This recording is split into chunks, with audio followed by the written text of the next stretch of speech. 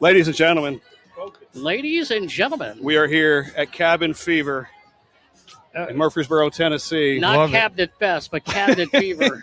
No, what? Not Cabinet Fest. Not Cabinet Fest? Where does that term come from, Steve? Somebody else had texted us and like, "Are you going to Cabinet Fest?" And like, no. It's not Cabinet Fest.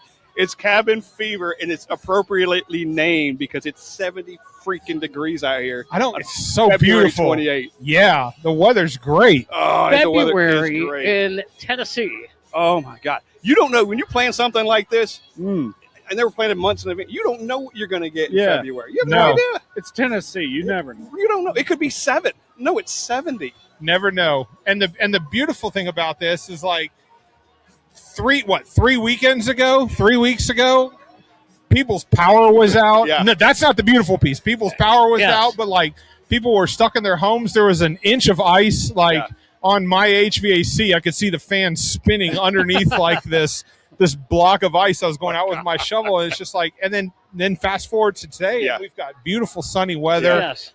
Everybody's outside. Beer is flowing. There's a hot tub. It's a hot tub. Mitch, there's a hot tub. Yeah, I Probably wouldn't want to be in that right now. No. You can probably go ahead and turn the heat off on that. Yes. Just make it a swimming Just pool. make it a swimming pool. It's Just hot make tub it a time in Chardonnay. Tennessee. Is that what we're saying? It's Right. awesome. Okay. We By got a the little way- DJ behind us. If you hear that, it's okay. We got a little background. Yeah. By the way, Mitch and Rich, Steve and Scott, We're all here. Foamy Underground, all right? Hey. Well, all I think here. people are probably Everybody. used to this at this point. The At four of this us point, together. probably. I mean, we were at the Common John. If there's a beer fest, we're here. That's right. That's right. Last time we were all together live outside was the last beer fest on earth, Common John family reunion. And funny, not even the last thing recorded. It's the No. last thing that was out. We've Last actually got thing that was something out. in the can that I know. Yeah. Yeah. Are you gonna prelude to it? Or are you gonna make it a surprise? We'll make that a surprise. Okay. Yeah. Taste. Honestly, that probably comes out before this one drops anyway. So I guess that's next week, right? Yeah, Nice. I exactly. got a question. So we're at a beer festival. Are we drinking? What are we Yeah. No. Okay, Mitch No, is we're not. responding. Before we go on, speaking of beer fest, there's a legend that's walking right behind us. Where? His name is LeBron. And Shout out to LeBron. There's another legend. Here comes Goody. Goody, just come on in here, Goody. All The, right, the, all the right. guy that looks like Common John is in the house. He's wearing his Common John shirt. I don't know. His face is the guy on the shirt. Look, there it is. Hello, craft beer people. There we go. Hello. Goody's World of Beer. This guy probably gets around in the beer industry more than any of us people do, in terms of like the influencer fan game. He's everywhere. Goody, what time did you get here today, bro? Oh, we left the brewery at Talking a little bit more. 8:30. Got here probably after 9. Yeah, Had Nice. breakfast about 9:30 and started drinking then. 9:30. Yes. Mama said you got to start That's early if you're going to that's go all day. Goody, what have you had so far? Do you What's know? that? What have you drank so far? Do you know? Had some Soul and Spirits Brewery. Yeah. Had several different home brews that were really good too. Yes. Absolutely. Very good home brews. We started on that end.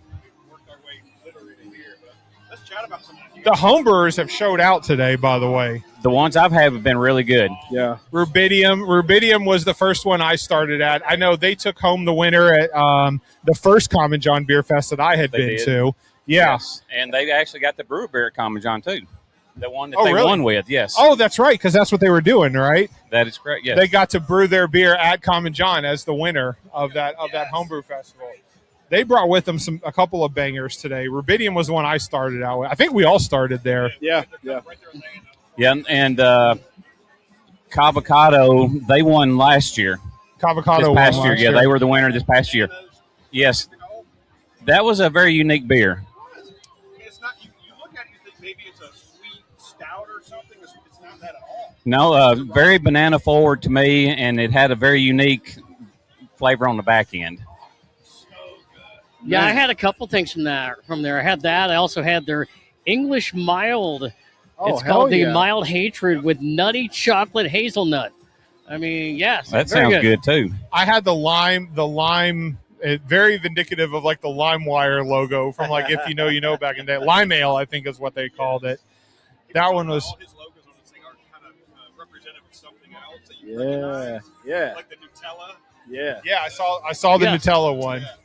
And that particular brewery that we're talking about, they are in Cleveland, Tennessee, Cleveland. which is near Chattanooga. Yeah. Avocado, yes. Yep. Shoot. Maybe they'll open a brewery someday. I think that's their dream Yeah. is to open a brewery. That's right. Homebrew. Yeah, they're home brewer, so be nice to. Yes. Shout out So Shane good. Gibbs. I had a beer from them earlier. It was really good. Yeah, they have what today they've got with them the I had Black the Dunkel. IPA. Yeah, I had the Dunkel too, and it was solid. And a 4%er, I believe, at that makes it even better. Yeah, Yes. Thanks. really good. Chocolate cherry stout. I think we all got a chance to pour that one a little bit, and then the Dunkel. I'm trying to remember what else they had on tap. Everything I think he had 3 of them on tap. They were all really good. I got a chance to sample all of them. You might know this, and I didn't realize it until we saw Brandon from Middle Ground a minute ago. Fat Finger was talking about their Schwartz beer, and the base malt came from. Well, they kept saying Brandon. I didn't realize it was the same brand from Middle Ground. Oh. Apparently, maybe several of the beers that some of the home brewers had, the base came from Middle Ground. Yep. Whoa. Yeah, so That's cool. I was talking to a guy the other day that I met at some brewery somewhere, and a brewery had a base beer that he bought the base to go home and brew a beer with. So I guess that's kind of maybe an up-and-coming thing. I'm not sure. I think it's cool because everybody has a certain starting point, right? Yeah. Yeah. What do you do with it from there? Yep. There was a couple of them. It was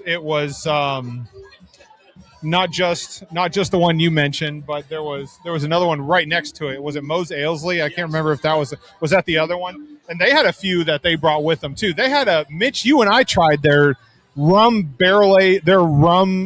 cider. Oh yeah. From Mose Ailsley. Dude, that's dangerous. 9.5%.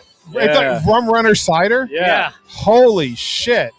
I'll have to go try that one. It Yeah, was Vic was so talking about good. that. I didn't have it, but you were talking about how Dude, great that it's a was. weak 9% ABV or 9.5. It didn't drink. It didn't drink like it. For a cider. A week. Yeah. It's wild, I did man. hear him describe it with he put Sailor Jerry in it. And Sailor Jerry and I do not get along. very Oh well. no. I'm not a Sailor Jerry fan Not either. apologize yet. And I'm not going to be the first. No, don't call him out. No, that's okay. Hey, can we ask, since you're obviously here from Common John, can we ask, what has Common John brought today? So today is a different beer festival for Common John. We are serving 3 different sours. First time ever to have 3 sours on, Whoa. 2 on tap, 1 in the can. No IPA whatsoever. We've got some negative feedback with that, but Oh, people like the IPAs from Common John and stuff. But yeah. we got a cotton candy sour beer, we got a creamsicle beer, and we got our jam box, which is a PB&J sour. All 3 are great and excellent. Jam box is so good. Jam box. Jam box is good. It's So good. LeBron's done a really good job on Uh-huh. getting that one to where it's at today. I got to make sure I get over there before any of those are gone. There's I would say PB&Js and jam boxes at the top, in my opinion. Yeah. The jam box is in cans, so what cans is there? That's all we have. So I wouldn't wait till closing time. We have to stop and actually work. Yeah. No, this has been great. Even so you said we just came just from the home brewer section. Yeah. What are there, 6 or 8 over there? Mm. We spent an hour and a half just in that area. Yep. And it was fantastic. Everything's fantastic over there. Seeing people that we know, people coming through, it's been awesome. So, and we haven't even hit the meat of it yet. Yeah. Haven't hit the commercial breweries. I know that's why I'm headed to Cedar City to get their oak rye IPA, I believe it is. Heard about that one, so I want to try it. Okay. That's I've awesome. been to that place a couple times. They make some good beer. They Yeah. do. Lemon in it. They got a cool venue. Yeah, they do. Yep. Down there in the square. Yes. And I was told this morning that they've opened the 3rd level up. They have live music up on the 3rd level. Really? Okay. It's a really good spot. Yes. Big spot. Right on the square. And if you're there lucky, like on a day-to-day, they'll open up the front garage door windows out on the sidewalk, so you can sit it out on the sidewalk and have a beer. Quick story about that place. I went in there one time. Me and Calvin went in one time. And they do flakes, and I got a flake. I just ordered like 4. Just thinking Ooh. that's kind of the number. And my buddy Calvin, he goes, how many flakes can he use? You can get all. He walked back with a cookie sheet. How many were on it? It had to be 10 or 12. I'm not kidding. Whoa. They got every Man. I don't know if that's still what they do. Anything you want on flight, just get them all at once. I love places that do that. There's some breweries that'll just let you try them all. I was at a place coming back from, I think I gave you guys a can of it. I was coming back from Chicago, and there was a place called Metazoa Brewing Company. It's in Indiana. And I was like, I want a flight. And she's like, we don't do flights here. I go, okay, well, I want small pours. Like, how many can I get at a time? Because there's rules, right? There's certain states. She's like, how many do you want? And I was like, and like, I'm looking at the list. I'm like, there's like 12 on there that I haven't had. She's like, okay. She brings me like 12 or 14 different 4-ounce pours. I ordered once, and I was done. It was amazing. Sounds good. But you knocked them all out. All of them. All of them. All right, fellas, so I'm going to get over here and grab me a beer and get back to pouring some good Common John. Cheers, Goody. Brewing Beers. Good to see y'all. Thanks for stopping by the Thanks, tent, John, man. for hosting. Heck yeah. We Thank you. appreciate it. Good to see you. I want to say that from the homebrewer section, like, everything was amazing today. What I like about homebrewers, Common John was probably one of the first ones with like their family reunion festivals. East Nashville Beer Festival does it too. Yeah. And I've been to a few of those. Common John, and it seems like the Cabin Fever bit, like they put the homebrewers front and center. Yeah. Like there's not front and center, it's equal playing field. Like there's no difference between the look over there at the homebrewers than what's at the micro brews over there. And I love the level playing field. They've all got great logos. They've all got great beer. Look at this. Abbey of the Emerald Rose. Yeah. They've had good beer. Look at this sticker. It looks rad, man. Yeah. Yes. I mean, that is professional. They did an IPA that almost resembled a black IPA. That was really good. Yeah. They had like 3 or 4 beers there today. Yeah. Like these guys didn't show up empty-handed. No, they didn't. No. I walked through a couple of them, and I was like, I recognize some of the names, and they're like, hey, I recognize you. And I go, please don't tell me. Provide some context, right? Okay, good to see you again. Man. You know, it's actually great chat. It's been great chatting with some of the homebrewers here. A lot of them local to Murfreesboro. Not just Murfreesboro, but I didn't realize Murfreesboro had this many local homebrewers. And it is really cool, and the passion that they bring, and you know, the amount of years that some of them have been doing this, you know? Yeah. I think probably represents what home brewing is in this area. Like, there's really a good crowd. I know Nashville's got one too. Yeah. It just represents that there's a lot of people home brewing now together. And every time we've had it, it's been really good. Yeah. Consistently getting together to kind of make a beer. So, really finding the craft. Right? Yeah. Really dialing it in. Yeah. Anytime you include the home brewers, you're going to be extra surprised every time. They bring it, man. I would guess, this is just me guessing, some of these, and we've seen some commercial brewers over there. Yeah.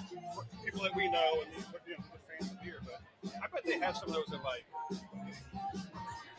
they know what they're doing. Like, Yeah. They're as good as anybody. Yes. You know, in a lot of cases, anybody out here. Yeah. I wonder if there's like, because, and this is one of those events where it's like you see the same homebrewers at this festival that you saw at Common John when they were doing the family reunion. It's like Rubidium was there both. They took home the winner at Common John their first year that they were there, and now they're here today. Quite a few of them, and not just homebrewers, but some of your smaller microbreweries that are moving up, Ebony and Ivory, that, we were there first. But like a lot of these names you wouldn't otherwise know that are at one beer festival, they show up at another. It's the only place you can get their beer. You can't get Rubidium in stores. Right. You can't get Mose Ailsley in stores. You can't get, it's House of Dogs. Shout out to Shane.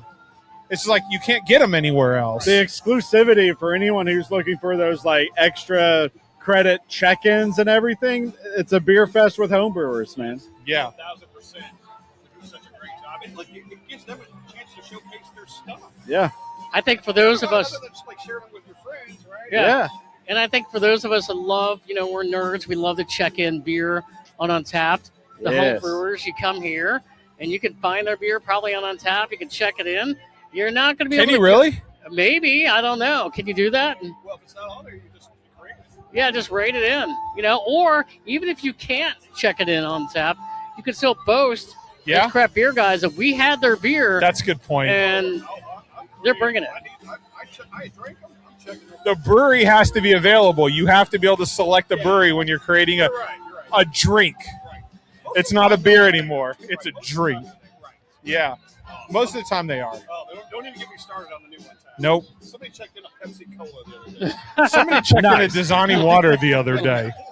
I think the new thing with Untapped is like you got to get like Pepsi Ice or 2000s era to get any kind of street cred on the Untapped now. That's true. So one of the clear Pepsi. Yeah, clear Pepsi. Yeah, that's what I'm thinking of. Yeah. You know the other, if you, Pepsi check Blue. this in, but the insiders should be the only ones that will check. You should pay to check in Coke. I think it should be the general population that can, and the insiders should not be able to check in anything like that.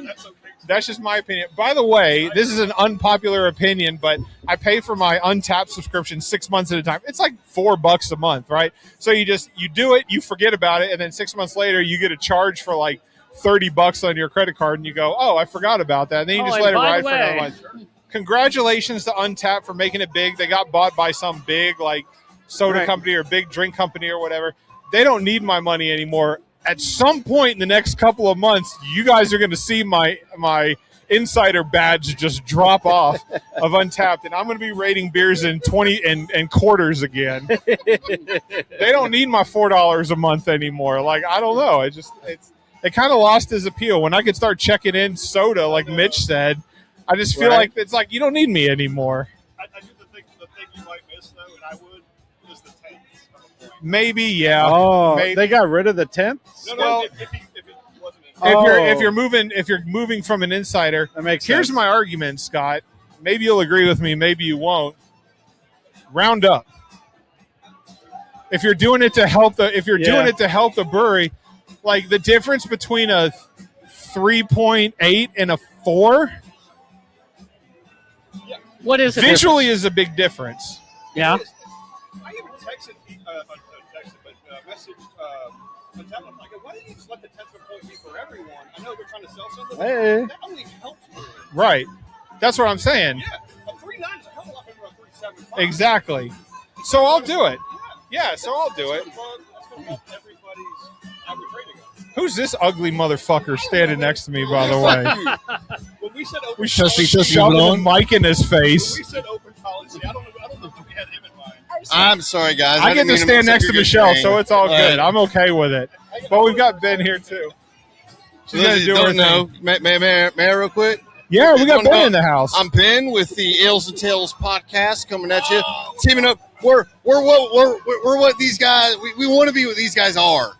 How about that? It's cross-collaboration. Cross collaboration. Well, So, put the time in. fill me in. What were we talking about? Where are we coming in at? We had just finished talking about the homebrewer section. Oh, man, that's what we did first. Yeah, exactly. I think Yeah. everybody started there because they wanted to. Well, I slid in. I hadn't seen Shane Gibbs in forever and a day, and I slid in there, and he had like half a bottle of his chocolate cherry stout. And I'm like, this is why I came to you first, man. Yeah. I'm glad you mentioned that, man, because when we were at Common Dawn, maybe you guys did. I didn't even hit the home brewer section. I was too busy on the other side, so I'm glad we hit At the last So- beer fest? Yeah. I didn't hit all of them. I hit a good bit of them, like the Avocado Brewery, whatever, had a great pina colada. Were they there? Yeah. Oh. They were there. Big Yes. signs, too, like good artwork. Like, okay, they've invested a lot of money as homebrewers into branding already. Yeah. And then there was a dude that had mead, and I'm not a big fan of mead. Oh. It was the best thing there, I think. It was phenomenal. I I got to think talk to him. Mitch- He's like, he's like, try this one. He like busting out some under the tables. Like, try this one. Yo, I don't remember the name, but they were great. Hey, Mitch I is know a you're mi- talking about mead right now, but Michelle's over here dancing to the beat let's do that. of the music in the background. Michelle and Ben got here about 45 minutes ago, and they're already feeling good. I'm telling I you always They've feel made good progress I already. always feel That's good. very judgmental. Did you we're all guys- the way that is through not the judgmental. homebrewers. That We means got you know about what you halfway like. through the first tent and check the time. And say, I I gotta mean, go maybe check I you know guys what I out. want. Did you start Oh, at we the got the Great homebrewer Lakes. section? Yes. Did you start all Yeah. the way down there? I started at the very end. Yeah. Great, Gotta great finish some examples. first. Classic, Baby birdie. crisp. Yeah. I mean, some I feel like they were rushing some of their tanks and their Do you know the kegs story of the to Edmund be Fitzgerald? ready for today. Yeah. There's some stuff It's a good that's song. green. I'm not going to say who. Gotcha. Overall, I really like it. Yeah. Yeah. I think there was a good show out today. A lot of them that we saw at the Common John last beer There's fest. a lot, A yeah, lot of them. yeah. Rubidium was there. Ales Mosley was there. Oh, at the last beer fest on Earth, That's right. Maybe. I was Apparently. there. I know you were sat there. in. Yep. Michelle may or may not have sat down at the table with us for a little while, so we had a good time. What's been you guys' from the homebrew section? Do you guys have a favorite that you had? I'll be honest again. I really like the avocado. I think they're putting out. I guess that's the brewery name. I think it's Avocado. They had the Brewing. lime ale. They had the lime Nutella ale, one. the Oh, banana. that The was banana one. I think they're putting out excellent quality. That is good. Um, I like that.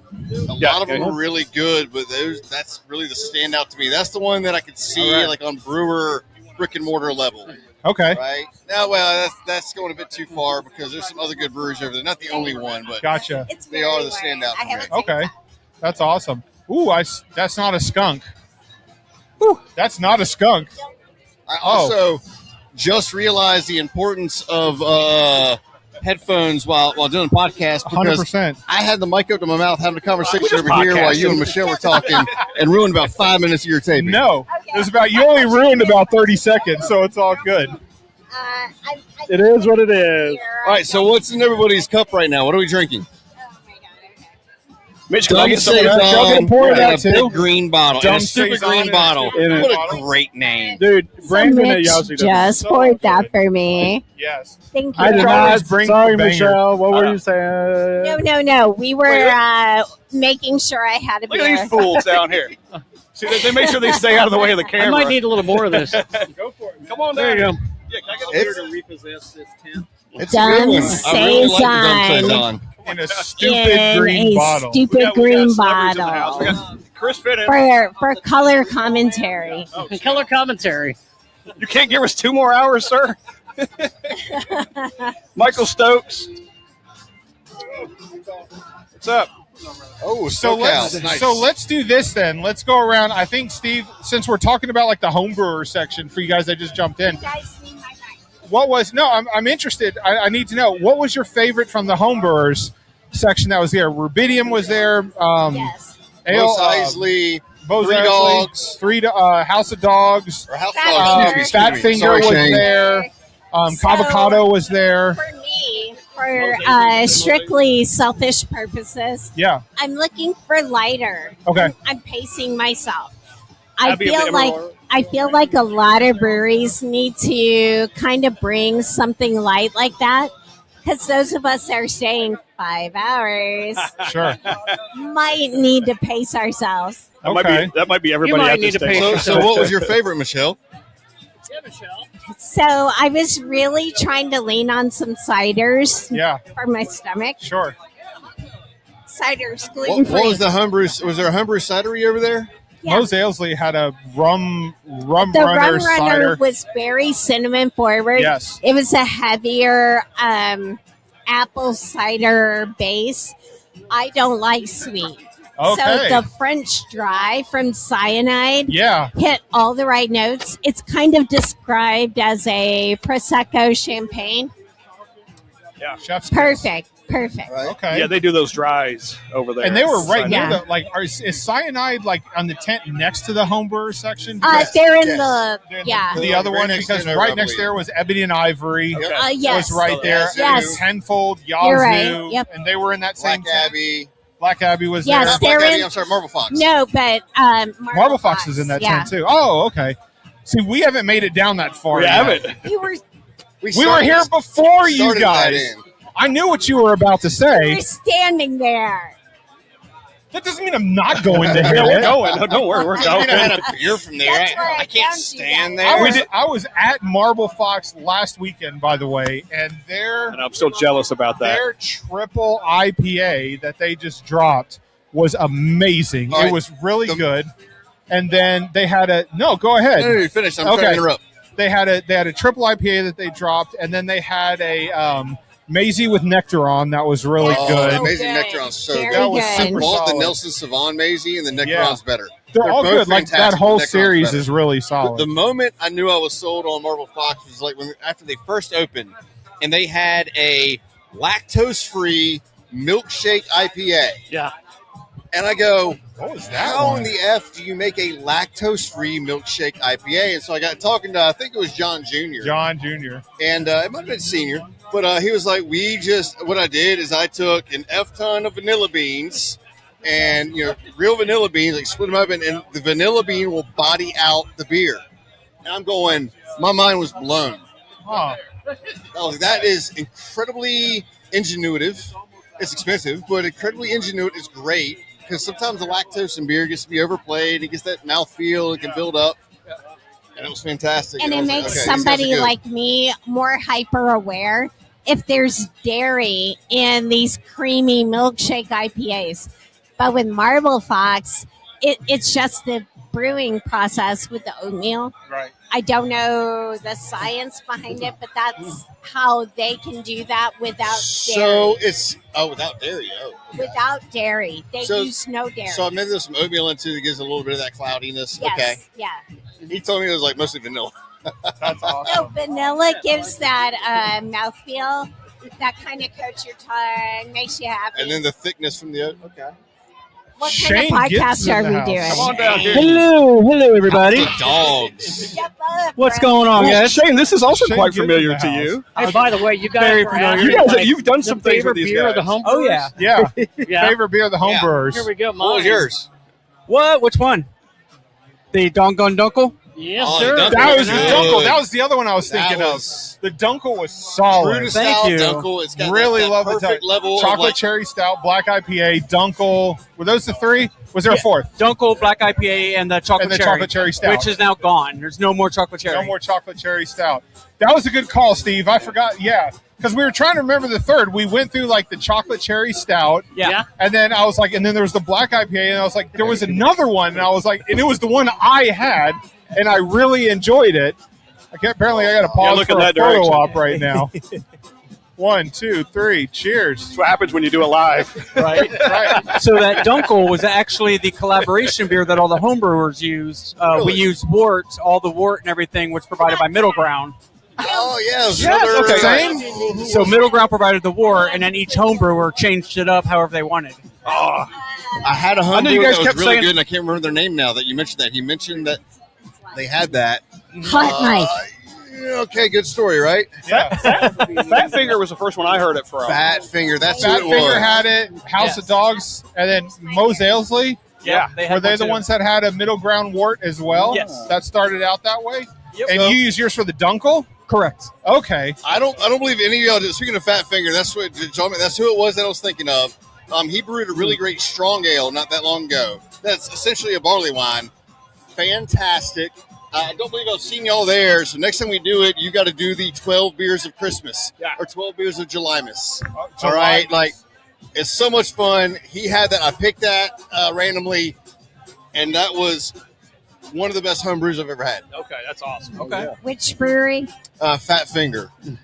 Fat Finger. Which one is pouring, Shane, from a House of Dogs perspective? Which one is pouring fat? The chocolate cherry stout, let's take that off the table because you had bottles. You brought a very small supply of it. Right. But you have the Dunkel. You've got the black IPA. Which one are people navigating towards the most? I Are would they say doing both? They're doing both, but definitely the Dunkel. I'm going through more of the Dunkel than I am the Black IPA. And Right. I think I did. with that being is a lot of people just aren't doing Black IPAs. Yeah. Yeah. But I did just convert somebody who says, I don't like IPAs. I never drink them. And he's like, but let me try it. He loved it. He then went and got a Dunkel, then came back for another Black IPA. I liked them both. I like the black IPA better. The black I thought it was IPA is a Thank you. it's It was a really different good. style. I like the hoppiness Yeah. of an IPA, but whatever you do Here's to the thing, so many create people that get- roasty dark notes. So Right. many people Okay. get hung up on the color of the beer, right? Like, oh my God, Guinness is super heavy because it's so dark. Guinness is a light beer. 4%. Guinness is the same calories as like Michelob Light. All right, it's 125 calories a pint, right? the black IPA. I think it's the same thing. It's the black, the darkness. They're like, oh, it's going to be a heavy beer. I'm like, Nope. it's an IPA. 5%. You easy. roast a little bit of the malt, I guess, and you use 5% of a darker malt, and it goes in there and changes the color, and it's really not that different. It's not a different. Yeah. Wait, also, a Guinness is not black. It's actually an amber. Right. Really? Yeah. Wait, It's, what? No, a it's Guinness is an I amber. was Guinness is an 10 amber. years How old. Irish dry stout. Explain this to me. It's the color is amber. It's the color is amber. If you hold For it a up to the light, Guinness. I did it at Guinness. They tell you hold up to the light. It's an amber color that comes through. It's actually considered an amber. Fake Whoa. news. I'm telling you, Fake. No, not fake news. Alternate no. facts. Alternate facts. Alternate I was I'm bringing 10 that style, years but the old, guys. color. I'm just saying. So I have a question for Shane since he's standing on the mics. Let's talk about the names of your beers, because you're very, like, the name of your brewery with House of Dogs, there's a Yes. mission behind it. Right. And then the names of the beers themselves. So walk us through the Dunkel name, and then walk us through the Black IPA name that you have, and then how that coordinates into the whole House of Dogs, like the adoption process. So House of Dogs. It was a really easy name to come by because we own 5 dogs. We have 5 dogs currently. When my wife and I met, she had a bunch of dogs, and we just keep rescuing them. We've rescued dogs from Alabama, Memphis, here in Nashville. I mean, there's a need, and we try to fulfill that need. And then with the home brewery aspect, I try to give each beer something to do with dogs as far as the name goes. So the Doggone IPA, that was the collaboration beer that we did and everything. And it got delayed by a week with the snowstorm that came through, and it's just like, doggone it. So doggone, That makes sense. doggone Dunkel, rather. Yeah. And then Cash's Black IPA. Cash is one of our dogs. We used to think he was a lab. We found out he's actually a Great Pyrenees. But he's a black dog. Pyrenees are generally white. IPAs are generally lighter in color, that golden ale. And so we're Black IPA. We'll do the black dog that most people think are white, the Great Pyrenees. And his name is Cash, so Cash is Black IPA. Oh. We've Everybody done, on three. 1, 2, 3. I'm sorry. I mean, we've done more in the past, like Sticky Paws Pale Ale. Yep. So it's just so we always try and bring it back to the dogs. The Chocolate Lab Cherry Stout. I was going to ask about the cherry stout. I couldn't remember if there was a name for that one. Yeah, the Chocolate Lab Cherry Chocolate Stout. Lab cherry stout. Nice. Yeah, so always try and bring it back to the dogs. Can I tell a really bad joke? It's dog related. Okay. All right. What do you call a dog with Who wants a 4-inch dog legs and 6-inch metallic balls? Really cold in the winter? Sparky. Sparky. I don't get it. Because I've had enough beer to where I don't get the joke. It's really Sorry, I early didn't like for you metallic not balls, to get Dragon that. Guy calls them sparks. Yeah, no, okay. No. I told you it was dumb. Yeah, Like, that's why I okay. asked permission. They did warn us. I like dad jokes, so I'm okay with it. I So don't like, know, is that a dad joke? or no, just but a I'm used to bad like joke? dumb jokes. I'm Yeah, used to okay, dad yeah. jokes or dumb jokes. They're in the same Do category. you have a favorite Right? dad joke? No, I'm actually one of those dads that haven't I typically have never get. Mitch, if anything, the guy that doesn't have kids, is amazing with puns and dad jokes. So- That is so like right here. Mitch is like Mitch and I, A plus. Mitch and I. we have Style. no kids, but we love dad jokes. I guess that makes us faux pas. Big time faux pas. That one's actually Mitch, who good. was opening up That more was a beer, good right? one. I- I'll allow Okay, that one. ladies That's first. one of my She's been favorites. waiting. I'll allow that one. All right, I got We one for you must before I roll out. acknowledge them. So Thank where do you go when you have a peekaboo accident? When you have a what? A peekaboo accident. A peekaboo accident. You're playing peekaboo. Where do you go if you get hurt? Where do you Are go we when you get hurt going from a there? peekaboo? What kind of peekaboo? The ICU. Oh. Oh, Ah. All right, that's a good one to bounce out on. That's a wrap, folks. Thank you so much. You know what? I like that so much. I see you later. You know what? I think you peaked. At that moment, you peaked. By the way, speaking of dumb, hold the name of this beer up to the camera, All right. Mitch. This is awesome. This is fantastic. Nice. You know, it's a classic here. Yazoo always brings the goods. I think it's great. Are you out? I am out. Yes. Shane, man, appreciate you, brother. Thank you so much, Absolutely. guys. Thanks for Good to see jumping you, buddy. in. Good to I'm see gonna you do as the well. same. Leave y'all back to it. Good to see you, Thank you man. for having me Take on, care, brother. guys. Love it. Let's get together again and do another Yeah. crossover.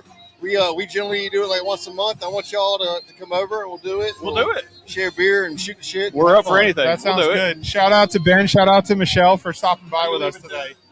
Thank you very much. Enjoy the beer festival, guys. See you up and down. One of the only things that goes even better than another beer with a beer is a cigar itself. Yeah. We've got probably the only guy taller than me at the entire beer festival. His hat is literally hitting the top of the. This dude's got class.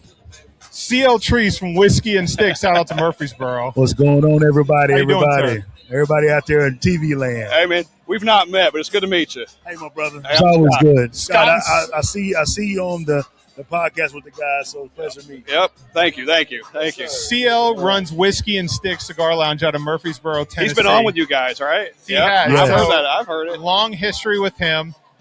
He was actually a guest with us when we were at Bearded Iris doing our very first live show. That was awesome. That was the first one we did. CL super did fun. a lot, like a pairing cigar with what style beer, and blew our minds in terms of what style cigars go with what beers. And it was completely different than what we had initially thought. Okay. Yeah. Our style was more like dark, heavy cigars go with dark beers, but that makes sense. And CL said he prefers more of a medium body cigar to go with the dark beer because the flavors complement each other. They don't cancel each other out. It blew my mind that day. So you guys learned a lot from that, huh? Oh, Like, yeah. 100%. I Have did you too, carried it with because, you? You know, they bring a lot of different aspects to the game as far as beers. I think beer needs to be on the level of your scotches and your whiskeys and bourbons, because you're finding a lot of people now, especially from a lounge perspective, they'll come in and they're drinking beer. You know, to be honest, scotch, bourbons, whiskeys, they burn out your palate, especially if you go to the higher proof. Well, they're hot. Yeah. They can be They're hot. very, very hot. So it destroys that flavor of the cigar. So it becomes bland by the end. But a beer, just like coffee or tea, it's not science, but it cleans your palate. Right. So, you know, it's more cleansing, and, you know, I think it's just a better. My foundation is beer, but I've matriculated into other things. But I'm telling you, beer is my first love, Okay. and I love it. Style-wise, what do you go for, CL? I know the answer, but I want you to say Style-wise, that. I am porter stouts. Yeah. Dark. I love dark. I love drinking the beer that's a meal replacement. Yeah. A meal replacement. And I know. I get that 100%, by the way. You know, I could do a stout or a porter and drink that thing, and it is a meal replacement. I'm full for the rest of the day. And then, but some of those can be smoky too. So does that lend itself to the cigar Yes, thing? Yeah.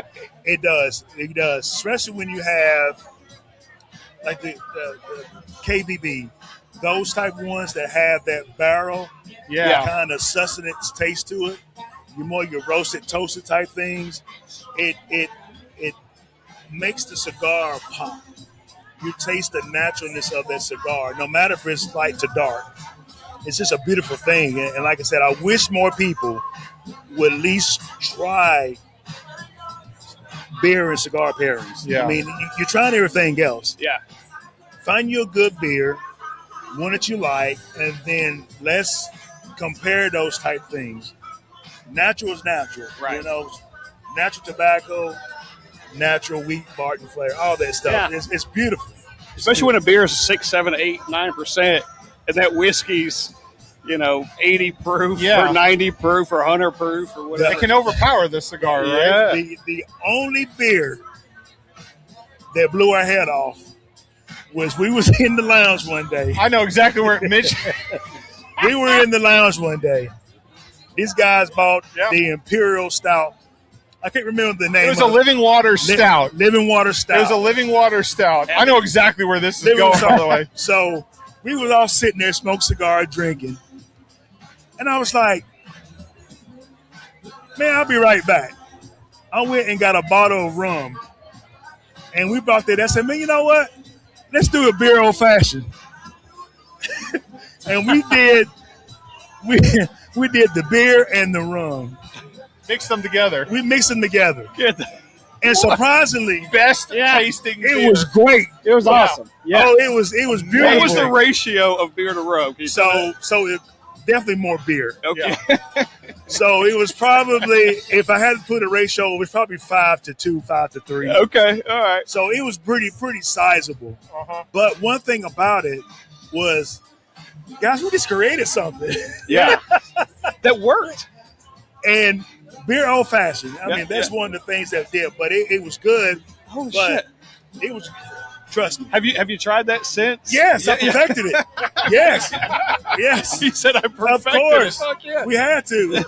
That was in the VIP section. It was in the VIP. Sure Because was. I remember we were sitting around and all of a sudden it was like these two guys, Mitch and CL, had the same exact thought. I could see CL's brain, like the hamster was like it was running on the wheel. Smoke coming right? out my ears. Yeah. Mitch gets up and walks over because and right at the same time CL goes, we should mix beer with rum together and see what happens. This is a good idea. Mitch was already on his way to do it. The guys had like this connection thought. It was the best drink that went with the cigar. It is. It was good. I remember it vividly. I was smoking I think it was a Corojo. Yes. So it wasn't over the top Yes. it wasn't a heavy dark black cigar. It was like a medium to dark brown cigar, a little bit peppery, but it was very smooth and easy to smoke. And we were drinking the beer and I was like, "Oh, this is a good combination." I was taking like CL's opinion of like getting a medium-bodied cigar with a very heavy stout, putting it together. Yeah. But when CL decided to mix the two together, it was rum. I forget rum, right? Right. It was rum. Put it over the top. Yeah, man. Have you tried something other than rum? Have you tried a bourbon or anything like that? So what I've done is I did a Guinness. I did Guinness and I did it was Guinness and it was an Irish stout something that we did with it. I can't remember the name of it, but it had a little bit of cream to it. Yeah. Uh-huh. So, but if you put whiskey into, I learned this the hard way. Put whiskey into a Guinness, it foams up. So my first iteration of it, I was doing that. I was like, boom, it went. I was like, well, that's a mad scientist. I know if I need to clean something up, it's the way to do it. But we did that. But my favorite one was I did a milk stout with bullet rye. Whoa. Okay. Still love rye. Bullet rye. And I did that. And it was just enough. Yeah. Just enough that when you drink it, it almost tastes like a slush. Okay. But it had that dark tone, and it was coated by the beer going down, and it was good. So I've done some more iterations of that, but I need my guys to come because they're the ones I trust with the palate to do that. Man, that's always a good time. More fun for you, like trial by error. You have figure out to. what works. Yeah, you have to because I mean, you learn through the process, and you learn what works and don't work. Yeah, and that's one thing pertains to cigars. I have a lot of people that come into the lounge that just don't know about cigars. And that's great. Yeah. Because I'm not going to let somebody come in and hit them with a Blanco 9 for the first time. That Blanco 9 it's a killer cigar. And it will put you on your ass. But it's not a beginner cigar. It's not a beginner's. No. But so many people, they start at the dark and it blows their palate out and they'll never touch another cigar. So you have to take baby steps. And what I'm seeing now is because it's so available, a lot of beginner smokers, they go into the sweet stuff. But one thing I learned about the sweet stuff is it's not a true taste of the tobacco. So when you go to taste it for real, you don't like it because it's been covered up. See, when you say sweet, are you talking about like a naturally sweet, or are you talking about like an infused sugary cigar? Infused cigars, yes. Infused cigars. Man. So I try to let people try a natural cigar. Like the one that sells very great in the lounge now is Fuente Curdy Head Natural. It's a natural cigar. It doesn't have a lot of taste to me because I'm been in it for so long. Yeah. But for somebody starting out, that is a perfect cigar because it doesn't give you the after effect. It doesn't give you the bitterness. What I see more people do now is they want to try it, but they smoke too fast. They smoke too fast. I've been guilty of that. Yes. I promise. You smoke too fast, and what it does, see, this cigar, naturally, the ash on it, it's like a breather. It pulls smoke in, and it slows it down. But if you constantly pumping, you burn it out, and all you're doing is smoking ash, and it's caught up in there. becomes very, very bitter. That's how I tell people, if the first sign of it becoming bitter, you're smoking it too fast. Another thing about cigars, it is to be enjoyed at your leisure.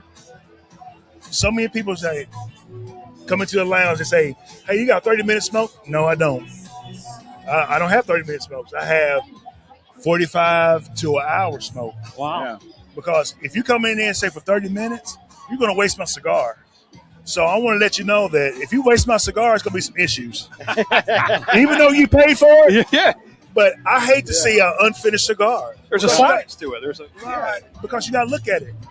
By the time the cigar hits your hand, over 300 pairs of hands have touched it. I mean, it's somebody, and they're only getting paid pennies to a dollar to make this thing, and you rush it. Come on, at least respect. Yeah, respect the art of it. Yeah. And it says you're established in 2022. Yes, sir. Yes, sir. How many years was it before that, leading up to where you got established? So I've been smoking cigars since my grandfather. So it's been a long time. It's probably 15 to 20 years before I really started. But I actually started doing mobile first. I did mobile events. I started during COVID when everybody was locked down and people just want something to do. So I just said, hey, just do cigars. If you're not afraid to be around and some people, we can social distance. Yeah. And that's how it kind of started. Yep. So another quick thing is whiskey and sticks. Everybody thinks it's about whiskey. Actually, if you look at my logo, I know you can't see it on there. There's no E in the whiskey. There's no E in the whiskey, which is the original spelling of whiskey. It's Scottish, right? So my logo is a dog with antlers. Whiskey is my hunting dog. And what do dogs do? They fetch sticks. Whiskey and sticks. So I love telling the story. So when people come into my lounge, everybody loves a story, right? I lead with that because they say, where the whiskey at? I said, well, he's hunting right now. And it always throws them off, right? So, but yeah, that's a beautiful thing about it. Yeah. It's just having people come in and building the community. Going back to that 30-minute cigar. Yes, sir. A 30-minute cigar. It's like chugging a good whiskey, chugging a good bourbon. If someone puts a nice bourbon in front of you, you sip it, right? You take your time on it. If I see people shooting good whiskey, you did it wrong. You did it wrong. But here's the problem: is sometimes there's people like me. By the way, I just kind of jumped in here. But there's those. I can't commit to a 1 hour smoke, man. I can't sit still that long. That's okay. Today you can't. Well, maybe not today. You're kind of definitely not today. A little bit busy. He's got that. I want to highlight real quick. We've taken up a lot of your time, but real quick, in the back, you've got the mobile cigar lounge with you today. Kind of give us, before you head out, give us a little bit of that. So we have a mobile cigar. It's an inflatable cigar that we started about 2 years ago. So it's inflatable. We have tables and chairs in there. Shout out to Tim with Kima Cigars. He's my hand roller. He does all my hand roll cigars there. And we do events across Middle Tennessee, Alabama, places that we can get to. So it's bare minimum because we want to make sure that you purchase good cigars and the experience. So that's what we do. That's awesome. Right? And I got to tell this guy right here, man, he reached out to me. He said, hey, I'm going through this thing. He said, would you be interested? I was like, no, I wouldn't be interested. Hell yeah, I want to be interested because guess what? Beer cigars, that's my jam. Yeah, so, absolutely. So this man has the vision, and I appreciate it, including us in that vision. It really means a lot to us. Awesome, man. Well, we love local, and these guys are local. I've never heard the story about your logo. That's awesome. By the way, did y'all check out his hat? Yeah, it's got the extra cigar. That is badass, dude. That's great. That's fantastic. CL always shows up with class. He brings it, and God knows Cedar Glade needs some class sometimes. So I wasn't going to say it, though. He's bringing it. But that's okay. Usually when we're all in there, you can probably class it up a little bit. I bring it down a little bit. I'm not going to lie. Well, guys, hey, I appreciate your time. I'm going to get back down here and get some sticks sold. CL Treese in the house, ladies and gentlemen. Good to meet you, my friend. Thank you, sir. Thank you, brother. Tennessee. All right. All right. Cameraman. Get it together, brother. We lost the camera. We lost the camera. All right, guys. Y'all have a good one. Thanks, CL. Thanks, CL. Appreciate you. All right. It's a pleasure meeting you, sir. You too, brother. All right, cheers, man. Speaking of important people that couldn't have happened this beer festival without, we've got John Harmon in the house today. The man himself is here. Oh, wait a minute. Wait. Who are you again? I think he owns a brewery in Murfreesboro. You were not too busy to talk to to us money today. behind some of the brewery in Murfreesboro. amongst other things, obviously. I'll tell you what. So I've learned so freaking much about festivals. This is your first one. This is it. This is the first one. Yeah. Yeah. And so, John Pritt, if y'all don't know John Pritt from Common John down that direction, incredible human being. And Common John, there's the guy. Yep, there's LeBron right there. Yep, there he is. There he is. Over LeBron. And so, he helped us. And then, come on in here, buddy. Hang on, here we go. Don't turn your back to the camera. It's right there. Oh, hey, look at that. Sorry. Right here. Apologize. Hello. So, John Pritt, Devin Russell, and Tess Swastik, those three right there, they made this happen. So how long was this beer festival in the works? Because you've been promoting this for a while. Between you and John, you guys have been promoting this for a while. I know you tapped John to kind of help out with some of the promotions and things like that. Yeah, for sure. So here's the crazy part. We did not spend enough time promoting this at the beginning. So we actually started this about August, September. And we should have spent a lot more time on it. It would be way better. But it's not too bad where it is. It's kind of hard to be. It's kind of hard to get better than where it's at right now. We were talking to you earlier, and you basically said last night, you weren't getting much sleep? I did not sleep for nothing last night. Y'all, I moved out to the recliner, and I'm like, I can't sleep. And my wife's like, please go to sleep. So, yeah, it was bad. I mentioned this to LeBron, too, and I'll say it again to you, too, John. Like, I appreciate, and Common John does the same thing when they had their festivals. Like, the home brewers are kind of on the same level. Yeah. In terms of, like, with the commercial breweries right now, it's like there's the home brewers at one end, and then just naturally flows into commercial microbreweries, and then it goes into food. It's really cool to see home brewers being elevated to the same level that some of these craft brewers are, because there is no other place for them to do that. Like, they don't have a spot where people can show up and buy their beer. They don't have a spot where they can, other than like social media. The only thing better than social media right now is physically getting out somewhere, and festivals like, the Family Reunion Festival that they had, and then Cabin Fever. Those festivals are where these home brewers get elevated. Yeah, do you want to talk to that? Yeah, I mean, I think Cedar Glade's in the same boat as us. Is like that's where we came from. So it's always just paying respect to the people that. I mean, that's where we were at, and the home brewers for the most part make amazing beer too, and they do a lot of crazy shit. That's it, right there. Sorry, I can curse, right? Okay. Yeah, you're good. No, that's 100%. I'm a fan of LeBron. So a lot of the stuff that we end up doing as commercial breweries comes from stuff that started out in home brewing. And we do it because we need to make some money at it, right? And we do a little bit of crazy shit, and y'all do too. But at the end of the day, if you really want to see the experiments, you really want to see the creativity, it's the home brewers. Absolutely. Hey, so we got the guy, obviously, he does the Common John Beer Festival, last beer fest on earth, and you're doing this. It's your first year. What advice, the collaboration between you two, there's been a lot of fun conversations, right? Oh, yeah. I mean, and John, John loves doing this, and I have to give him all the credit. That's where ours started, was when we were talking about elevating our anniversary. He was like, why don't you do a beer fest? I was like, that'd be cool, but it's a lot of work. And he's like, I will coordinate everything. So it natural fit, we love these guys. He's a mad genius. Yeah. It's just his lane. That's what he loves doing. So yeah, he's pretty darn good at it. There's no way we could have done it without him.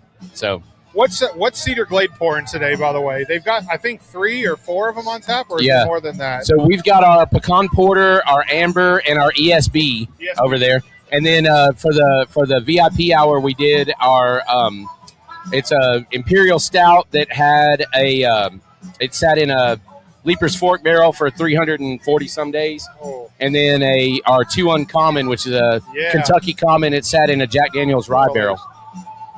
I had the Uncommon. Did you do the 2 Uncommon when it wasn't barrel aged? Yes. Did you have those in bottles?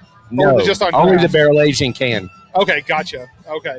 That was a solid beer. I loved that series. It's weird, and I love it. Yeah. Yeah. It just works. Yeah.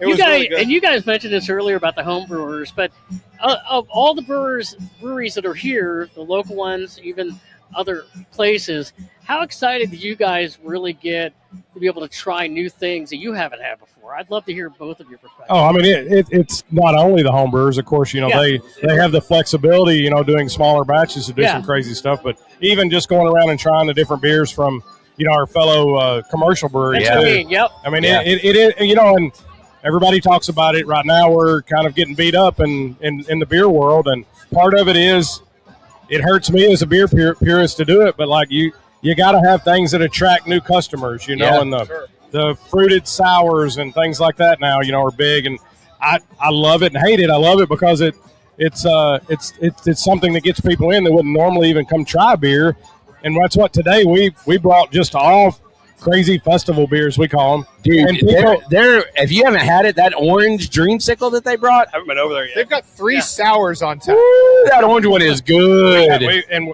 there's one beer that we do. It's a malt based sour, but it's our cotton candy mystical unicorn, and we pretty much only do it for festivals. We do either a 5 or 15 gallon batch of it, and just take it to the festivals. Every once in a while we'll do something for the tap room, but it's kind of like our festival special that we do. And Robert will do the same thing too. It's like Robert's very good with like brewing clean beers. Like Robert does really good like pales. He does good lagers, good wits and things like that. And then all of a sudden out of nowhere, he'll come out with like the chocolate milk stout, or he'll come out with like a hazy IPA. Blackberry smoothie sour that pours like yeah. Bro. And then I think the last one you guys had a Baltic Porter that I had a couple of weeks ago that was there. So like it's cool to see breweries that are sticking to like the original style beers, like the true to style beers. But like LeBron said, you have to do something. Us brewery lovers, like we love that style of beer more than anything, but we're always looking for something that we haven't had before. Yeah, for sure. And so you kind of have to pander to. Well, we did a Coduolo. Have you ever had a Coduolo? No. It is an Estonian specific style beer. We did it for Folk Fest. Wait, did we do that when we were there? Yeah. I asked him. I was wondering about. Was that the one where we kept trying to guess what the flavors were? It's super weird, right? Banana and yeah. It was super weird, but. And what I love about this festival and y'all's festival as well, y'all brought some different stuff. You got folks like Ebony and Ivory out of Knoxville. Chico brought some seltzers that are out of this world, and I do not like seltzers. That good. That vibes. The strawberry margarita one's good. That's what. And the good vibe seltzer. Like they were all good. So good. And then you've got all the way to Soul and Spirits out of Memphis. He brought this barrel aged stout. It was perfect. I mean, it was truly perfect. It was not syrupy. It was not super thick, but it was just right. Man, it was perfect. Was that the one in the growlers? Yeah. I think I missed it. I did too. I'm sorry that you missed it because it was awesome. I know we've talked about this many times, but it's not just you guys are supporting each other locally. It's really cool to see. It's a Tennessee initiative where you have a lot of breweries and others throughout the state of Tennessee that are coming to your beer festival, coming to your beer festival. Yeah. Well, I don't know if you saw this, but John Pritt was trolling a little bit on some social media last night. So there's another festival, and I'm not going to name names, but he said you could go there or you could come drink beer with friends. And anyway, we're just going to leave it at that. I saw it and already knew that guy was coming today anyway, so I was like, I'm going to stay out of that one. Yeah. I wasn't going to say anything. He's like, or you could come here and drink beer with friends today if you wanted to. Yeah. I love it. And it really is. I mean, that's the thing, too, is like, and we appreciate it. Same thing with him. Is like I think the brewers love the brewers festivals. Yes, way more than. No offense to. I mean, there's some amazing festivals that we do, but we know how much trouble goes into coming to a festival. So that was the thing, and Jonathan and them's done it too. It's like we wanted to take care of the brewers and stuff so that they appreciated being here. Yeah, if they have fun, then everybody that's coming to visit to buy tickets are going to have fun. That's it, 100%. Yeah. That's it. And not to get into the minutia of it all, but this isn't just an event that was established, that came together yesterday. I mean, this has been how many months in the planning for you guys? Well, so I'm embarrassed to say we only started like end of August. Okay. So it should have taken longer, but it's kind of come together. It's gelled. We've had a really great team. John Pritt, we talked about that. He knew what he was doing. So when he was like, we can do this, but you're going to have to work, but he had a game plan. We attacked it and we did it. We had a good team, but I would be remiss to say if we haven't talked about it yet, the coolest part about this. So our brewery's right there, right? And the city bought this building, and the city school specifically has done some really cool things with this building over here, including they carved out a section for Read to Succeed. Yeah. And if you're not familiar with Read to Succeed, so they've got a tent set up right next to us right now. Dave and Jolene are super nice people. Dude, they're amazing. Yeah. And let me tell you some stuff about Read to Succeed. So right now, they've got over 600 people enrolled in their ESL classes. Wow. And that is kids and adults. 600 people in ESL right now. Yeah. So, I mean, that's incredible, right? And that's just right here in Rutherford County. And then as far as, like, what they provide, they've got a book bus, all kinds of cool stuff. So, I mean, at the end of the day, whether it's brewing beer or building walls or whatever, it all comes down to literacy.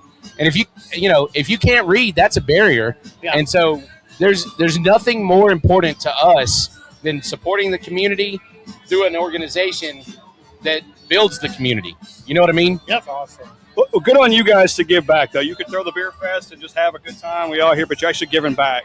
Yeah. And I appreciate that about you guys.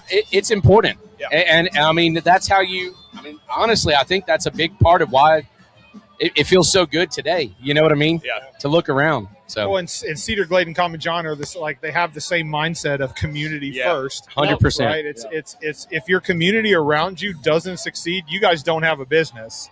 That's it. So, like, where's my dollar going to go if I'm struggling, if I'm not doing well? I'm going to stay home. But if the community's being brought up, and I'm like, okay, well, I have the opportunity to get out. I'm going to roll down. I'm going to see Robert, at Cedar Glade. I'm going to go see what he's up to, or Noah, or I'm going to drive down. I'm going to meet Mitch when we're halfway at Common John, because it's a good halfway point between where he's at in Chattanooga and where I am in Nashville. I'll take Greg. So it's like we can roll down to Common John and we can have a beer at 8 o'clock in the morning with a breakfast sandwich. It's all about the community.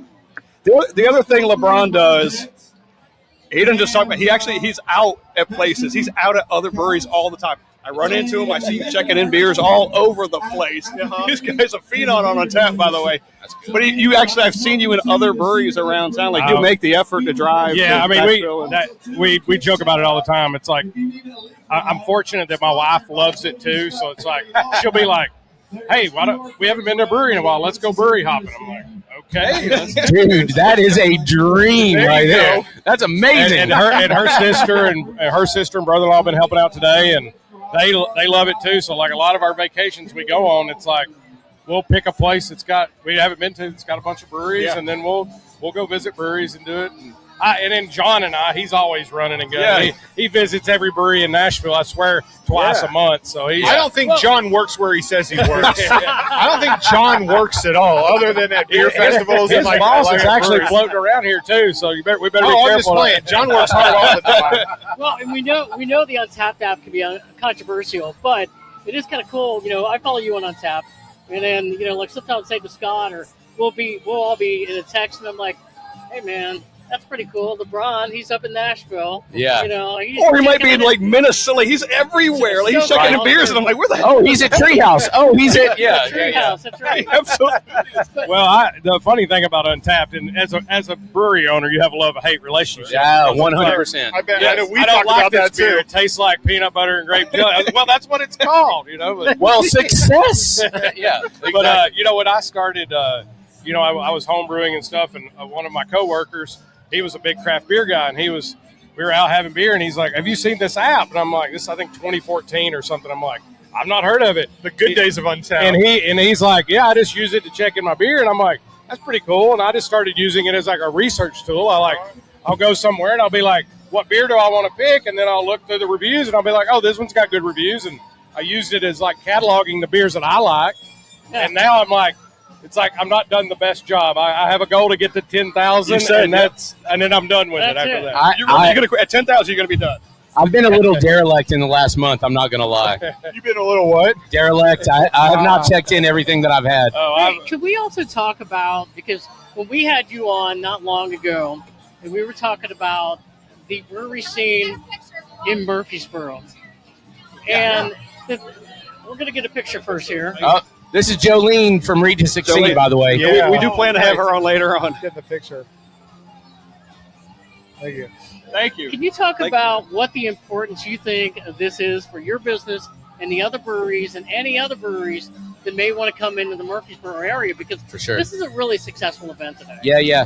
So, beer is community at the end of the day, right? And so if people show up to this and they have a great time, they remember 2 or 3 of these breweries, maybe 4, whatever. They check them in on Untapped, whatever, right? But they have a great time. They're going to remember our brewery. They're going to remember the places that I really love that whatever from whomever, right? The orange dreamsicle from Common John. We got to make our way down to Manchester. You know what I mean? And so it's about community. And if they show up and it's boring and it's kind of lame or a ton of rules or whatever, right? They're not going to have as good a time. So I think that's number 1, right? And then number 2, it comes down to hold on. Bless you. Felt the sneeze coming. Sorry about that. I thought he heard the new T.I. joint come on the radio. I was like, white boy here's about to get down. Yeah. No, but it comes down to brand recognition and name recognition. And, as much as we don't want to admit it, we've been open for 4 years. Y'all been open how long? A little over 5. Yeah. We don't want to be like, we got to get our name out there. Well, guess what? You still got to get your name out there. Sure. And people got to associate. They had a great time because of Common John, because of Cedar Glade, because of whatever, Crazy Gnome, whatever, right? Yeah. So, and this is a place where that can happen. Yeah. It's totally been our beer experience too, like learning the breweries. We started with a few, and then we got out to you guys, and like holy shit, this thing is a lot bigger than we thought. Aside from the brewery around the corner, when we first started, now it's like holy shit, this is like a huge community, and we keep seeing the same faces, and not just breweries, but like friends. We've seen some friends here today that we see at other breweries too, and at other beer fests, and it's like dude, beer is community. It is. It's absolutely what you just said. Yeah, and is it about getting a little bit of a buzz? Yeah, absolutely. Is it more about hanging out with your friends, having a good time, feeling good, reminiscing, whatever it is that you happen to want to do at that time, When I'm here and I'm seeing you guys walk by, and I see you walk by, and I see you walk by, and I'm like, this is like you guys are celebrities to us. I saw Ozzy earlier. Celebrities of the town. But seriously though, I was like, God, that guy, that guy, like it's a big deal. I appreciate that. I'm sure he's like me. I don't feel that way. Yeah, I feel like a janitor. That's what I'm like the chief janitor. That's I just clean stuff all the time. We don't see the I scrubbed lots of toilets recently. Yeah. No, we don't see the day-to-day. I ran into Grayson earlier. You're talking about Crazy Gnome. Yeah. And I was just talking to her probably about an hour ago, and I said, man, every interview we do, we've interviewed you guys and him and others. I said, every interview that we do, I walk away and I go, there are a lot, and I'm being very sincere, there are a lot of owners out there that have so much passion, have so much intelligence of what they're doing, and listen to the podcast, but also go to the breweries because they're putting their heart and soul into this. 100%. Yeah, sorry, they're talking to me right now on this headset. Yeah, I'm ignoring them. And the thing about it is, it's not only the community outside of the beer world, but the community inside of the beer world. And it is, I would say 99 out of 100 people in the brewing industry are totally open. We talk, I'll go to places and I'll be like, that's a killer beer. Tell me and about I this, want to man. know how you make it. Yeah. And I'll credit, I can't tell you, Zool, Bentley is one of their head brewers. I think he's still there. The guys at Southern Grist, Bearded Iris, everybody, like, I have asked questions, and I'm like, you don't have to tell me, but I'm very interested in how you do this style. Sure. And never once has somebody said, nope, I'm not going to tell you how to Absolutely. do that. They're like, So- here's our mix of, there's always tweaks. We got different water. Yeah. The way our system works, it's hard to mimic something, but, we've had great success from other people helping us get to the point. It's like, So for me, it's Ebony and Ivory. They've helped us with some stuff. Hutton and Smith has helped us tremendously. Chattanooga. Love those guys down there. And then Black Abbey, they've helped us a bunch as well. And I still owe you some cans, I think. So that's the way it is. I've had to call Ozzy to get lids. Ozzy came and got lids for me. You got some cans. It's always we did a little special beer, and I went up and bought some black cans from Marble Fox. It's just it's a brotherhood kind of thing. It is. It really is. I love that. Well, shout out to you guys, gentlemen. I appreciate it. Thanks for stopping by the tent today. Yeah. I know you guys got a lot to do. We're just grateful that you guys stopped by for a few minutes. I mean, absolutely, you guys are legends. I mean, so glad to see you all. And cheers to Jonathan and his team for putting on one hell of a beer festival. Yes, this is absolutely fantastic. Love it. The setup's great. Perfect weather. I mean, I don't think you could ask for anything any better. I don't know that we could have called in better weather. I'm not really sure because I'll just tell you, there have been some other events that we've tried to do, and the weather is absolutely shit on us. So this is retribution, and I'm good with it. Somebody doesn't want you to be great, John. That's what it is. The whole thing about our beer fest and us stopping it last year was a lot to do with weather because every year it was like, I've literally sat in my brewery looking at the tents ready to take off because we had like 2 out of the first 3 years we had these crazy hurricane systems that came through, and I'm like, there's a lot of liability on the lines right here. You know, like I got to have this beer fest, and you can't just reschedule it for right. weeks, Exactly. You know? Yeah. And it's like, man, we carry a lot of stress and things like that. And then last year we had the perfect weather that we've ever had for the brewery. Absolutely, for the beer fest. it was perfect. Yeah. It was absolutely. Well, cheers to you guys too. I appreciate y'all. Well, thank you for having us here. Thank you guys for stopping by and saying hello. That's all right. Put that little thing right there. There we go. Thank you. Great seeing you. Thank you. Thank you. Thank you, man. See you, LeBron. Good to see you, brother. So, is John getting on now? I guess so. Come on, let's keep it going. I've also got a DJ This- coming too. Huh? I've got a DJ coming too. Oh, right on. Yeah, he DJs at a brewery. I'm gonna have him introduce himself. Oh, that's awesome. I love it. I do. This, Would you like some? Absolutely. yeah, I was getting ready to. Let me open that real quick. Oh yeah, well, they got Great Lakes here too. So let's enjoy this. Yeah.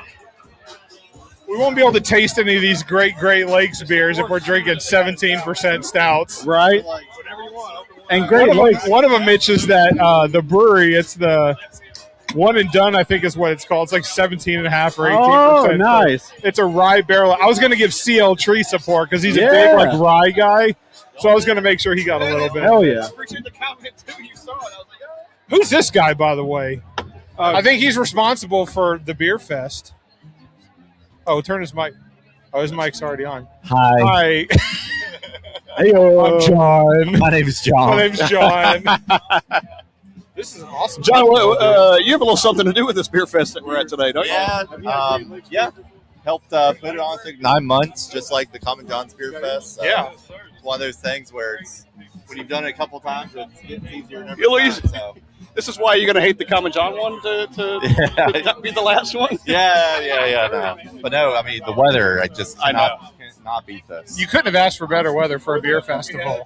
And the whole wearing flannels and everything, it was just one of those things. It's a little hot, man, for flannels. It's pretty hot for flannels, but I'm committed to the bit. So. I love it. I wasn't going to say it. You said it first.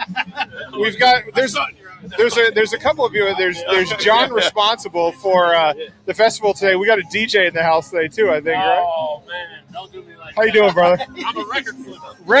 Record flipper. It's good to meet you. Shout out your name, man. DJ is kind of like a doctor. You gotta earn your right to have those initials. You're on your way there then.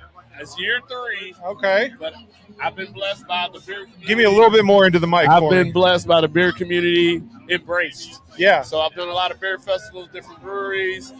It's my record collection, so I can't be mad about playing my own records for people. You can't hate the music. From Frank Sinatra to the Wu-Tang Clan. I mean, that's a very diverse line of music. My dad was eclectic before it was ever a word. Okay. 2 crazy hippies is what I grew up in. Yeah. My house was. So, music, family, beer, why not? I didn't drink beer as a kid. Let me state that first. You did or did not? I did. No, that's you were 21, I right? Good ones. Yeah, over 21. There we go. Same here. There we go. You've been responsible. And so you've done beer festivals before? Yes, Cedar City Brewing out of Lebanon. Tennessee. That's who blessed me. Yeah. And now it's a thing, As soon as I did my first beer festival for them, call with Black Abbey. Yeah. Walked up and said, "Hey, when you play in my spot?" And I was like, "I just did it, dude. I'm not used to this." He was like, "No, you're doing it." He introduced me to the spindustry. Yeah. And then I mean, like I said, I'll take half the money I make, buy new records, and then put the other half. I'm responsible. Yeah, you're reinvesting in the business. I took the other half and bought more beer, but I mean, we're not going to talk about I ain't that. mad at you for it. No, I'm mad at you. That's what I do with all my money is beer. I was like, yes. What do you prefer to spin in terms of style of music? Like, what's your preference? That's the thing, man. Everybody says what they like about me is when you go places, you normally hear one genre. Honky tonk when you're downtown, Scormahorn, you hear the symphony. Yeah. There's not a lot of times that you hear Frank Sinatra and the Wu-Tang Clan. I mean, Jimmy Buffett, Hank Williams. That's all spectrums, dude. And Yeah, people that's a don't. mixture. One thing I teach my kids: we don't say fat, ugly, rich, poor. Music, country music, rock music. The last word you say is music. Those words we put in front is just for us to communicate. Facts. When you're doing those different genres after song, is there a pattern? A pattern like this one lends itself to this one right afterwards. They flow together. Yeah. You don't think Charlie Pride can go right after Rage Against the Machine? Yeah. You got to find those songs. Okay. You know what I'm saying? Man. And people don't realize that. They're like, the best compliment you get is when somebody walks up and goes, "Son, I don't know half the stuff you played tonight, but I love it." Yeah. Because it's just music. You know, everybody's liking. The old AI stuff. They took this song and now it's a soul song. I can't believe it worked. It's just music. Yeah. And that's why it worked. A guitar, you've never seen a white guitar or a black guitar. It's just a guitar. And we have to identify with so much stuff. Just because I listen to Hank Williams Jr. doesn't mean I have to wear cowboy boots. Yeah. Just because I listen to Rage don't mean I got to rock out. Just Right. because I listen to rap don't mean I got to thug it out. It's just music. You don't have to identify with it. Just listen. And music doesn't get old. Yep. 50s. No, I could take a song from the 50s and play it right now. It will be a top 10 hit. But guess what? Oh, that's old. No, it's not old, man. It's just you remember it from that time.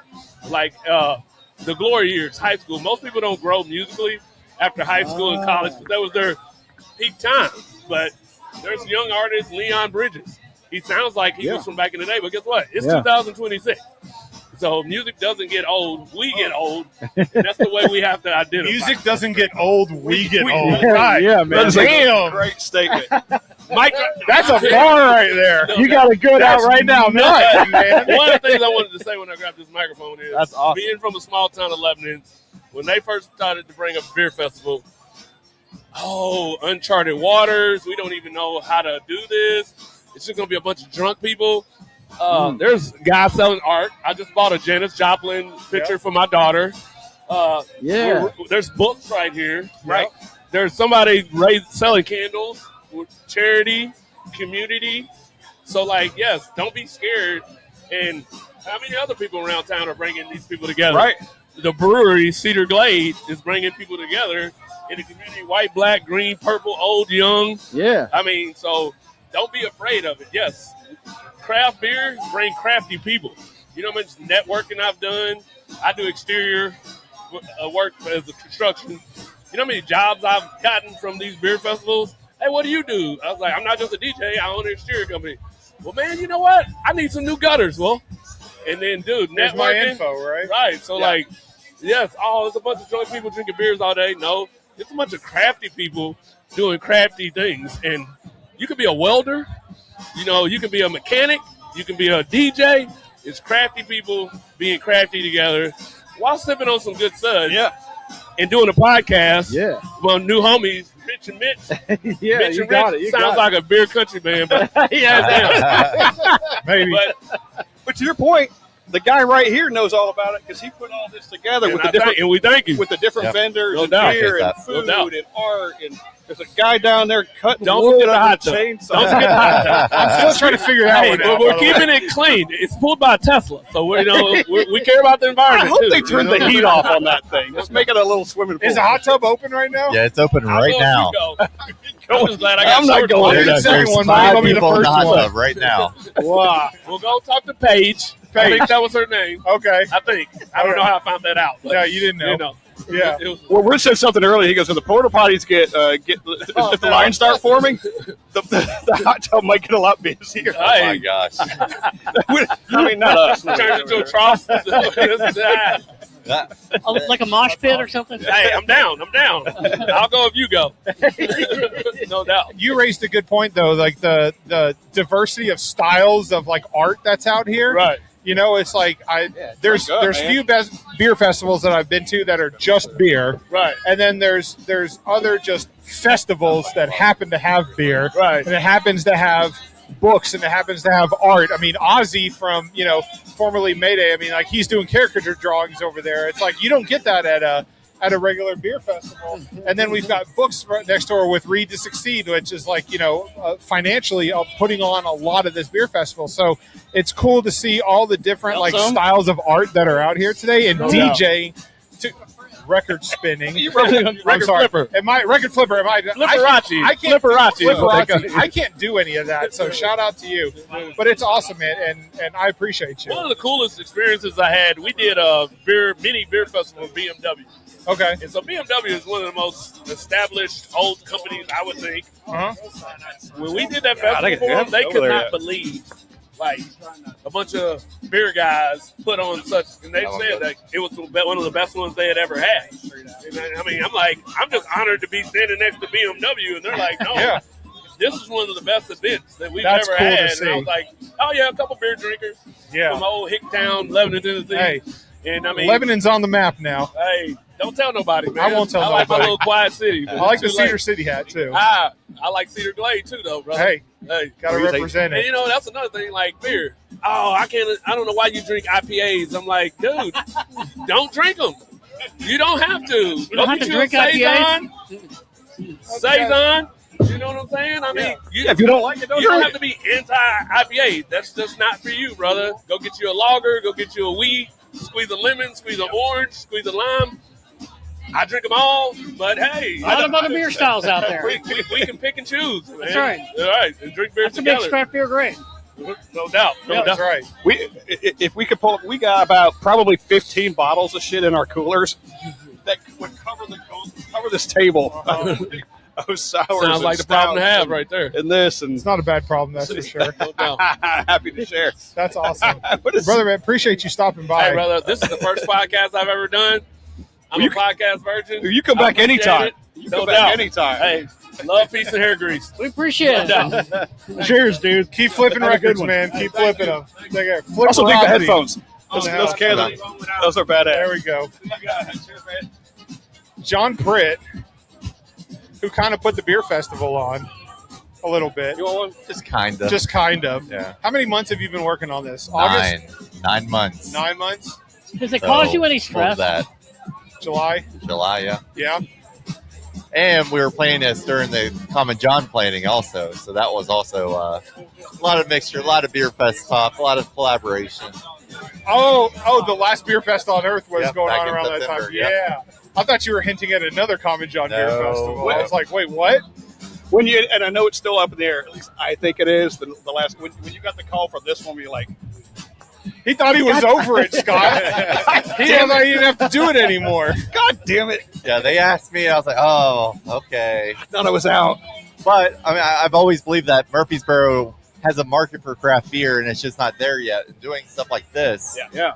I mean, it just gets people aware of what craft beer can be, and having it here on premise helps everyone in the city. So, hey, so we pulled a random guy off the street here. He looks like he's off the street. What do you think about the beer fest so far, sir? Random guy. I like beer. What's your name? Where are you from? Random guy. Random guy. No. It's been good. I mean, you couldn't ask for better weather today. It's phenomenal. So what are the ones you hit? I know you hit the home brewers. Yes. Here's a guy that's wearing sometimes you just give the microphone to the wrong guy. Here's a guy that's wearing a shirt that's Stoke House, and his last name is Stokes. It's my house. Yeah. Let me go get Chad real quick. You can say that to his face. But it's been great, huh? It's been fucking great. It's been phenomenal. It's a great spot. Great. It's dead end road. You can't beat it. It's a nice setup. Michael, what's been the top two? Ooh, that's tough. I mean, Common John's always good. They've had some off. I was surprised they brought a bunch of sours today. 3 sours on tap. They're all good. Yeah. They're all amazing. Yeah. I mean, we call them festival beers. yeah. Festival beers. Festival beers. LeBron spoke to that a few minutes ago. Yeah, he's like, they're festival beers. Did you get all 3 of them? Oh, yeah. Got the unicorn. I keep calling it unicorn farts. But I think the home brewer section's been phenomenal. Right. I mean, that's just not something you get everywhere, and you're trying stuff you're not going to get anywhere else. Yeah, and they can be a little more creative sometimes too. And some of them were badass. And Jonathan, when you were coordinating this and you're reaching out to like home brewers, how important has that been? Oh yeah, I mean it's great, and the fact that they're used to doing the beer fest and they're used to the swing of things, it definitely helps to have some knowledge of just what it takes to be at a beer fest, and they're bringing their best stuff every year, so that's also really cool to see. Yeah, because they get a chance to share and express it. Yeah. Not just share it with friends. We all get to realize how good it is because we get to try it. Yeah, the avocado one. I call them the avocado one. I know. So I cannot get used to saying it. But yeah. I'm telling everyone, they're going to be the next brewery in Tennessee. Their marketing's on point. Their beer is amazing. He gave me a special they have a market. Avocado beer. Cleveland, Tennessee, right above Chattanooga. And I asked him because I go, the avocado is in the name. I go, have you made beer with avocado? He goes, absolutely. Because they made beer with avocado in it. And what they said, it gives it you don't get the avocado flavor, you get the kind of the creaminess of an avocado, which would be. Do a cream ale avocado? Yeah. Avocado cream ale? Badass. What are the food vendors you got? Because I've not been down there yet. So we have a pierogi truck, Tennessee Meats. TN Meat Co. TN Meat Co. is here, and they have a food truck, just a bunch of different meats that you can order. We have a hot dog food stand, and then we have a Vietnamese food truck as well. Nice. So, and then we also have a spaghetti monster at the brewery. So. And apparently clothing is optional. Whoa, what? Spaghetti. Look behind you. Interesting. I didn't bring her. We know. Just saying. Anyway. That's part of the time machine. Yeah, that's the hot tub. Okay.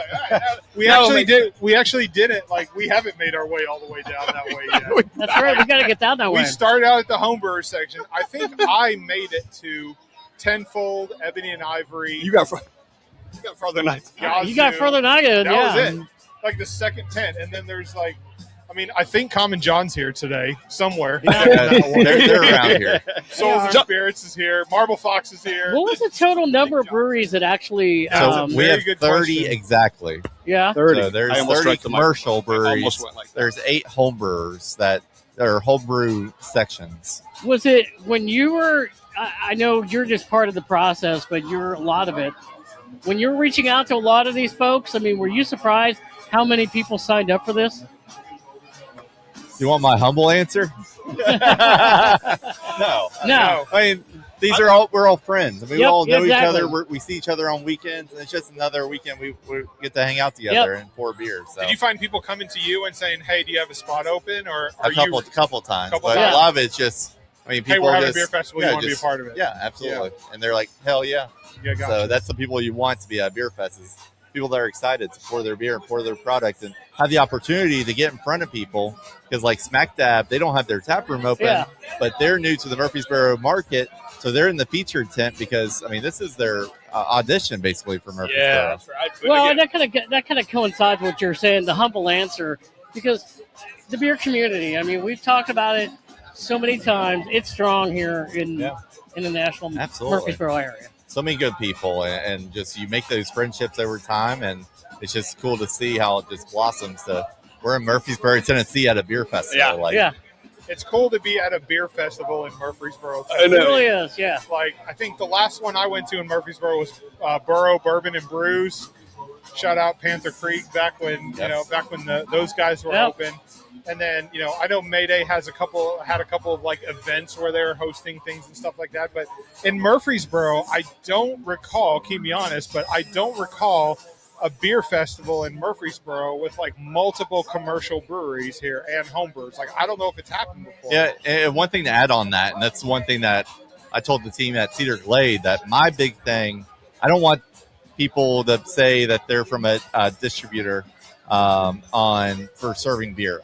People that are here, the 30 breweries, they're from the brewery. Dude, that's a good point.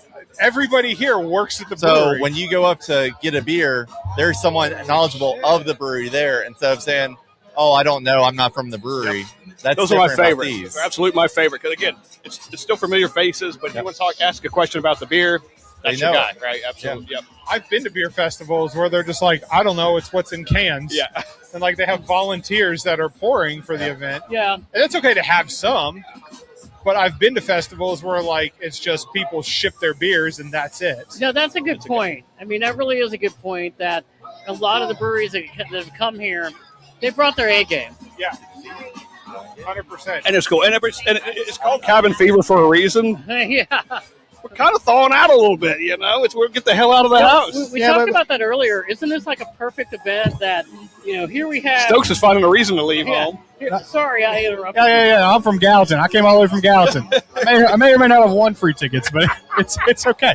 You'd have been here anyway. I mean, like it's got to be tough in February, March in Tennessee. Like we don't know what the weather's going to be. And it's this just weather sucks though. Yeah. This weather's so awful. But it's like me and Scott have talked. GABF is going outdoors this year. Like, and that is Denver in October. Like, what? There's no telling when that's going to be. So when the owners, they asked me, they're like, "What's your thoughts about doing the beer fest in February?" I'm like, "Outside."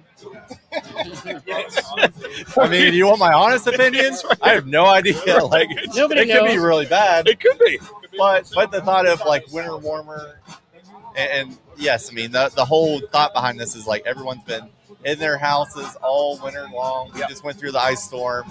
This was going to be the one event that got everyone out and ready for the springtime. So Absolutely. it's kinda like And they're and East Nashville Beer Fest is a really good one in April, and that's usually like kind of the weather's really kind of turning at that point.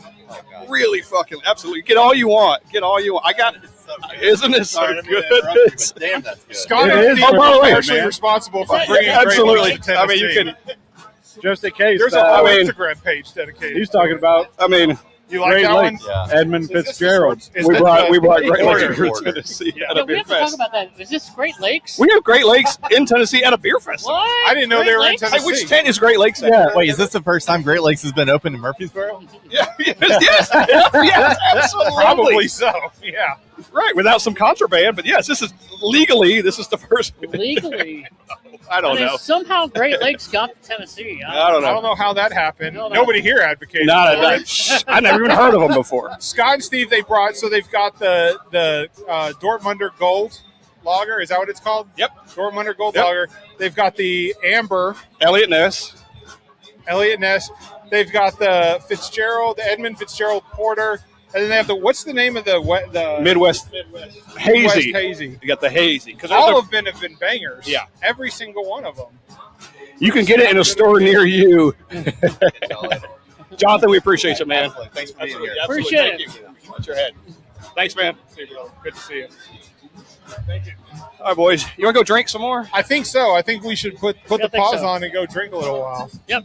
All right. Oh, my God. Okay. Oh, yeah. Come on over. Give him Totally. the camera. No, Give him I- the camera. Bring this guy over. Make sure he's I just want to give a quick shout out to the editors of the Foamy Heads and the Brewery Underground Podcast because they got their work cut out for them. There's a lot of wasted ones and zeros on this recording, my friend. Just kidding. No. That's the first thing we're editing. We got the Just power. everybody We got the power. Cheers. Cheers. Thanks for joining us. Cheers. Yeah. Let's Let's drink a little Let's bit. go drink boys. some beer.